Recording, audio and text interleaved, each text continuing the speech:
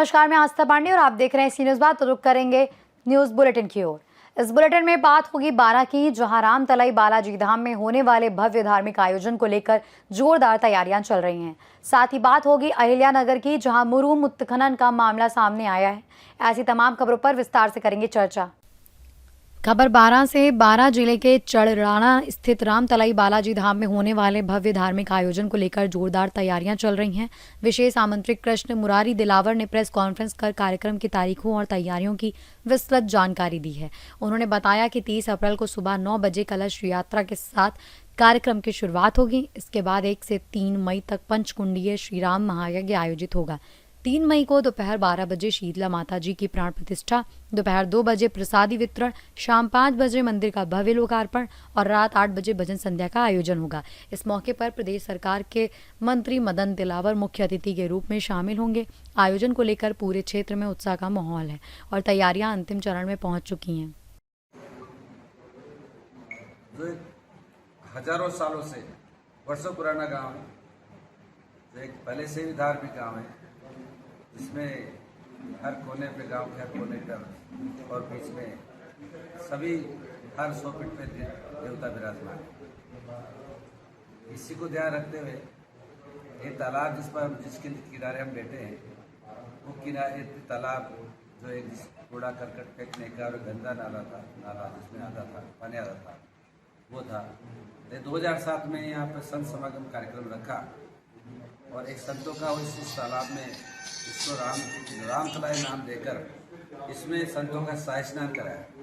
शाही स्नान जो कि कुंभ में होता है, लेकिन भारत वर्ष का पूरा पहला ये गांव था रामतलाई में, जिसमें शाही स्नान हुआ था। जब से यहाँ पर लोगों ने प्रण लिया कि बालाजी महाराज का जीर्ण शीर्ण अवस्था में जो छोटा सा एक मंदिर था, उसको भव्य रूप दिया जाए। और जब से 2007 से इसका निर्माण शुरू हुआ और आज इस भव्य बालाजी महाराज का भव्य मंदिर का निर्माण पूरा हो गया, उसी को ध्यान में रखते हुए इसका लोकार्पण समारोह, जो हम साधारण भाषा में दोहरा कहते हैं, और दोहरा के निमित्त पंचकुंडीय 3 दिवसीय यज्ञ रखा है। यज्ञ की पूर्णाहुति पर यहाँ पर उसका लोकार्पण समारोह है मंदिर का, जिसमें राजस्थान के शिक्षा मंत्री माननीय मदन जी दिलावर उसका उद्घाटन करेंगे और डोरे का विधिवत उसका पूजन करके इसका लोकार्पण उद्घाटन करेंगे। आज इसी आप निमित्त आप बुलाए हैं और इसका 3 तारीख को जोरदार कार्यक्रम होगा, अच्छा कार्यक्रम होगा। लगभग 50, 60, 70 हज़ार लोगों की आने की पूरी संभावना है। प्रसाद वितरण होगा और यहाँ पर यज्ञ के समापन के साथ साथ सांस्कृतिक कार्यक्रम, भजन संध्या का शाम को कार्यक्रम होगा। शीतला माता का बहुत पुराना मंदिर है, हजारों साल पुराना मंदिर है। पुराना तालाब है जो कच्चा तालाब था, उसमें कूड़ा करकट गांव की गंदगी सब डाले यहीं से कूड़ा करकट भेज देते, पानी इसमें गंदा पानी इसमें आता। लेकिन 2007 में हमने इसको रामतलाई नाम रखा, इसका घाट बनाए और 2007 में इसमें संतों का शाही स्नान कराया। 7 नदियों का जल इसमें प्रवाहित करके और संतों का शाही स्नान कराया। जो शाही स्नान केवल कुंभ में होता है, लेकिन पूरे संत समागम के नाम से कार्यक्रम रख के शाही स्नान कराया, जो पूरे भारतवर्ष में एक चढ़ाना में एक यूनिक कार्यक्रम हुआ था। 12 से सी न्यूज़ संवाददाता पंकज की रिपोर्ट। खबर अहिल्यानगर से, जहां श्रीगोंदा शहर के सालवन देवी रोड स्थित अम्बिलवाड़ा नदी पात्र में खुलेआम मुरुम उत्खनन का मामला सामने आया है, जहां ट्रैक्टर, जेसीबी और हाइवा के जरिए बड़े पैमाने पर अवैध रूप से मुरुम निकासी की जा रही है। आरोप है कि ये कार्य बिना किसी सरकारी अनुमति के दिन दहाड़े जारी है, जिससे मुरुम चोरी और प्रशासनिक लापरवाही के सवाल उठ रहे हैं।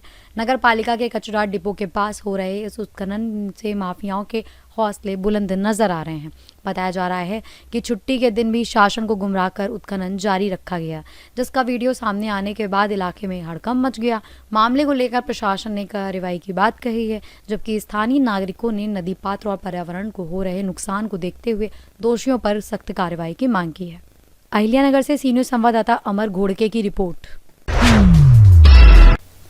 खबर बुलंदशहर से, जहां पुलिस ने चेकिंग के दौरान 2 शातिर बाइक चोरों को गिरफ्तार करने में सफलता हासिल की है। गिरफ्तार आरोपियों के कब्जे से फर्जी नंबर प्लेट लगी 4 अन्य मोटरसाइकिल भी बरामद की गई हैं। जानकारी के अनुसार गिरफ्तार आरोपी देहात के गांव इस्लामाबाद निवासी शाहिद और नगर के शेख साहिबान निवासी तस्दीक हैं। दोनों आरोपी आर्थिक लाभ के लिए चोरी की बाइकों पर फर्जी नंबर प्लेट लगाकर उन्हें बेचने का काम करते थे। पुलिस ने दोनों आरोपियों को गिरफ्तार कर आगे की कार्रवाई शुरू कर दी है और अन्य मामलों की भी जांच की जा रही है। पुलिस ने 2 चोर पकड़े हैं, क्या कुछ बरामदगी हुई है, किस तरह की कार्रवाई पुलिस की ओर से की जा रही है? एसएसपी बुलंदशहर महोदय के निर्देशन में अपराधियों के विरुद्ध चलाए जा रहे अभियान के क्रम में विगत रात्रि थाना खुर्जा नगर पुलिस के द्वारा एक सराहनीय कार्य किया गया है, जिसमें कि चेकिंग के दौरान 2 बाइक चोर को गिरफ्तार किया गया है। इन बाइक चोरों से पूछताछ करने पर इनकी निशानदेही पर कुल 5 बाइकें बरामद की गई हैं, जो कि पुराने कबेला रोड पर इनके द्वारा छिपा कर रखी गई थी। इन बाइकों पर फर्जी नंबर प्लेट लगी हुई है। पूछताछ के क्रम में इन्होंने बताया है कि बाइक चुराकर उन पर नंबर प्लेट बदलकर उन्हें सस्ते दाम में बेचकर आर्थिक लाभ प्राप्त करते थे।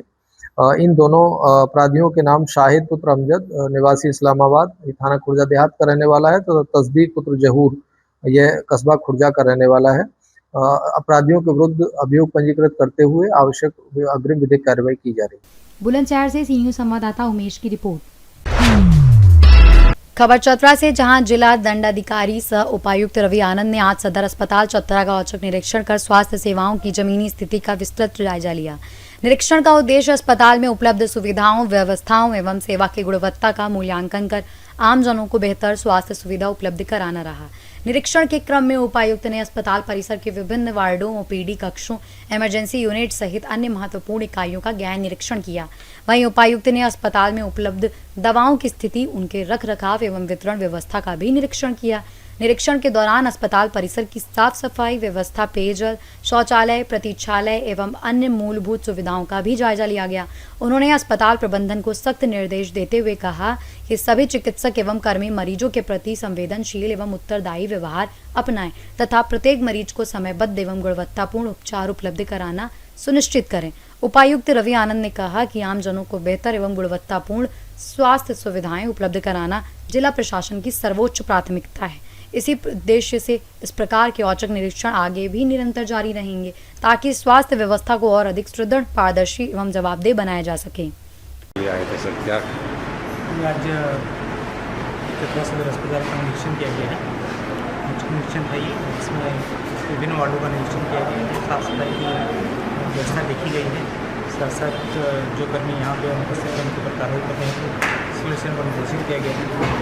हॉस्पिटल मैनेजर यहाँ पे 3 महीने से कार्यरत है, परंतु अस्पताल प्रांगण को देखते हुए ऐसा नहीं लग रहा है कि उनके द्वारा कोई कार्य किया जा रहा है। इसलिए उनको तत्काल प्रभाव से हम लोग कार्य कर दिए और इसका आदेश आज ही जारी कर दिया जाएगा। चतरा जिलेवासियों से यही कहना चाहूँगा कि सदर अस्पताल में वो आएँ, अपना इलाज कराएँ। कोई भी समस्या होती है तो हम लोगों को उससे अवगत कराएँ। हम लोग जिला प्रशासन उसको त्वरित संज्ञान में लेगा और उनको स्वास्थ्य सुविधा अच्छी तरीके से उपलब्ध कराएगा। कोई भी कर्मी, कोई भी पदाधिकारी, कोई भी डॉक्टर, कोई भी स्टाफ नर्स, कोई भी पैरामेडिक्स के द्वारा कोई भी हवा व्यवहार नहीं किया जाएगा और अपने कार्य के प्रति कर्तव्य निष्ठा के आलोक में उनके द्वारा कार्य संपादित किया जाएगा। कहीं से भी कोई भी सूचना हम लोगों को प्राप्त होगी तो उस पर हम दंडात्मक कार्रवाई करेंगे और ये इंश्योर करेंगे किसी प्रकार की स्वास्थ्य सुविधा जो है लोगों को हम लोग को उपलब्ध है, वो किसी प्रकार की स्वास्थ्य सुविधा से वंचित ना रहे। चतरा से सी न्यूज़ संवाददाता लकी की रिपोर्ट। खबर देहरादून से, जहां देश सेवा के दौरान युद्ध में अपना एक पैर गंवा चुके रिटायर्ड कर्नल सोबन सिंह दानू से मिलने स्वयं आईजी गढ़वाल राजीव स्वरूप पहुंचे। ये मुलाकात सम्मान, सेवा और समर्पण का एक प्रेरणादायक उदाहरण बनकर सामने आई है। मुलाकात के दौरान कर्नल दानू ने अपनी भूमि संबंधी समस्या आईजी के समक्ष रखी। मामले की गंभीरता को देखते हुए आईजी राजीव स्वरूप ने मौके पर ही अपने अधीनस्थ अधिकारियों को फोन कर सख्त निर्देश दिए कि समस्या का शीघ्र और निष्पक्ष समाधान सुनिश्चित किया जाए।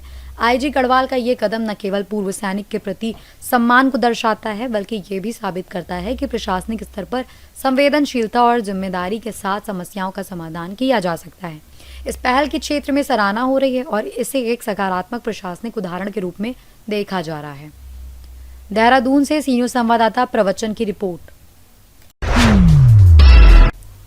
खबर कैमूर से, जहां जिले के सोनहन थाना क्षेत्र में दहेज हत्या से जुड़े एक मामले में फरार चल रहे नामजद अभियुक्त को पुलिस ने गिरफ्तार कर लिया है। मिली जानकारी के अनुसार इस मामले में इसे पूर्व अभियुक्त के पुत्र को भी गिरफ्तार कर न्यायिक हिरासत में भेजा जा चुका है। इसके बाद से रमाशंकर नूनिया लगातार फरार चल रहा था और पुलिस उसकी तलाश में जुटी हुई थी। थाना अध्यक्ष जितेंद्र कुमार के नेतृत्व में चलाए गए विशेष अभियान के दौरान पुलिस को सफलता मिली और फरार अभियुक्त को गिरफ्तार कर लिया गया। ये कार्यवाही पुलिस अधीक्षक कैमूर के निर्देशन में की गई। गिरफ्तारी के बाद अभियुक्त के विरुद्ध अग्रिम कानूनी प्रक्रिया पूरी की जा रही है। पुलिस का कहना है कि ऐसे मामलों में किसी भी आरोपी को बख्शा नहीं जाएगा और सख्त कार्रवाई जारी रहेगी। कैमूर से सी न्यूज संवाददाता नन्हे तिवारी की रिपोर्ट। खबर कानपुर देहात से, जहां उत्तर प्रदेश होमगार्ड भर्ती परीक्षा के पहले दिन की दोनों पालियों की परीक्षाएं शांतिपूर्ण और व्यवस्थित ढंग से संपन्न हो गई हैं। जिले में प्रशासन और पुलिस की कड़ी निगरानी के बीच परीक्षाएं कराई गईं। पुखराया क्षेत्र के राम स्वरूप ग्राम उद्योग इंटर कॉलेज और विवेकानंद राष्ट्रीय इंटर कॉलेज में बड़ी संख्या में परीक्षार्थियों की भीड़ देखने को मिली। केंद्रों पर अभ्यर्थियों की सघन तलाशी ली गई और सभी आवश्यक औपचारिकताएं पूरी कराने के बाद ही उन्हें परीक्षा कक्षों में प्रवेश दिया गया। परीक्षा को निष्पक्ष और पारदर्शी बनाने के लिए व्यापक सुरक्षा व्यवस्था की गई थी। भोगनीपुर के उप जिलाधिकारी देवेंद्र सिंह द्वारा परीक्षा केंद्रों का निरीक्षण किया गया और व्यवस्थाओं का जायजा भी लिया गया। उन्होंने अधिकारियों को निर्देश दिए कि परीक्षा प्रक्रिया पूरी तरह शांतिपूर्ण और निष्पक्ष ढंग से संपन्न हो। प्रशासन की सतर्कता और सुदृढ़ प्रबंधन के चलते जिले के सभी केंद्रों पर परीक्षा बिना किसी व्यवधान के संपन्न हुई। कानपुर देहात से सी न्यूज संवाददाता संजय की रिपोर्ट। खबर कोटा से, जहां कोटा शहर में हुस्न के जाल में फंसाकर ब्लैकमेल करने वाले गिरोह को पुलिस ने दबोचा। आपत्तिजनक वीडियो बनाकर पीड़ित से वसूल चुके थे 90,000 रुपए। NH27 पर घेराबंदी कर पकड़ी गई गिरोह की स्विफ्ट कार। 49,500 कैश बरामद। कोटा से सी न्यूज संवाददाता सुरेश कुमार पटेरिया की रिपोर्ट। खबर प्रतापगढ़ से, जहां पुरानी रंजिश को लेकर हमलावरों ने तालाब पर नहा रहे 3 युवकों पर चाकू से हमला कर दिया। घायलों को इलाज के लिए अस्पताल में भर्ती कराया गया है। प्रतापगढ़ जनपद के पट्टी कोतवाली क्षेत्र के रेडीगारापुर गांव निवासी विजय यादव पंचायती राज विभाग में जेई के पद पर तैनात हैं। वहीं इस मामले में घायल विजय यादव ने बताया कि फरवरी 2025 में वो सुल्तानपुर जनपद के चांदा क्षेत्र में बारात में शामिल होने गए थे, जहां पर आरोपियों ने लाठी डंडे आदि से उन पर हमला किया था, जिसका मुकदमा दर्ज है। इसी मुकदमे में सुलह को लेकर लगातार दबाव बनाया जा रहा है। इतना ही नहीं, आरोपियों पर दर्ज एक मुकदमे में उनके बड़े भाई संजय यादव गवाह हैं। उस मामले में भी सुलह को लेकर लगातार विपक्षी दबाव बनाए हुए थे। बात न मानने पर कई बार जान से मारने की धमकी भी दी गई और शनिवार की दोपहर इस बड़ी वारदात को अंजाम दे दिया गया। प्रतापगढ़ से सी न्यूज संवाददाता रोहित जायसवाल की रिपोर्ट। खबर सुल्तानपुर से, जहां पूर्वांचल एक्सप्रेसवे के समानांतर सर्विस रोड स्थित खालिसपुर दुर्गा के पास सड़क पर बनी जंपिंग लगातार हादसों को न्योता दे रही है। शनिवार को बुलेट मोटरसाइकिल उछलने से अलहदादपुर बनी निवासी वंदना सिंह गंभीर रूप से घायल हो गई। हादसे में उनके सिर में गंभीर चोट आई, जिसके बाद एम्बुलेंस से उन्हें सामुदायिक स्वास्थ्य केंद्र दोस्तपुर लाया गया, जहां फार्मासिस्ट वीरेंद्र मौर्य की देखरेख में प्राथमिक उपचार के बाद हालत नाजुक देखकर अंबेडकर नगर रेफर किया गया। हैरानी की बात यह है कि 4 दिन पहले इसी स्थान पर जंपिंग के कारण गिरी एक महिला के सिर में चोट लगने से मौत हो गई थी। इसके बावजूद उसी खतरनाक स्थान पर फिर हादसा हो गया। स्थानीय लोगों का कहना है कि इससे पहले भी यहाँ कई दुर्घटनाएं हो चुकी हैं, लेकिन जिम्मेदार अधिकारियों की नजर अब तक इस ओर नहीं गई। ग्रामीणों ने तत्काल कार्रवाई की मांग करते हुए कहा कि अगर अब भी ध्यान नहीं दिया गया तो ये स्थान और बड़े हादसों का कारण बन सकता है। सुल्तानपुर से सी न्यूज संवाददाता दिनेश सिंह की रिपोर्ट। फिलहाल इस बुलेटिन में बस इतना ही। बाकी देश और दुनिया की तमाम बड़ी खबरों के लिए बने रहिए सी न्यूज भारत के साथ।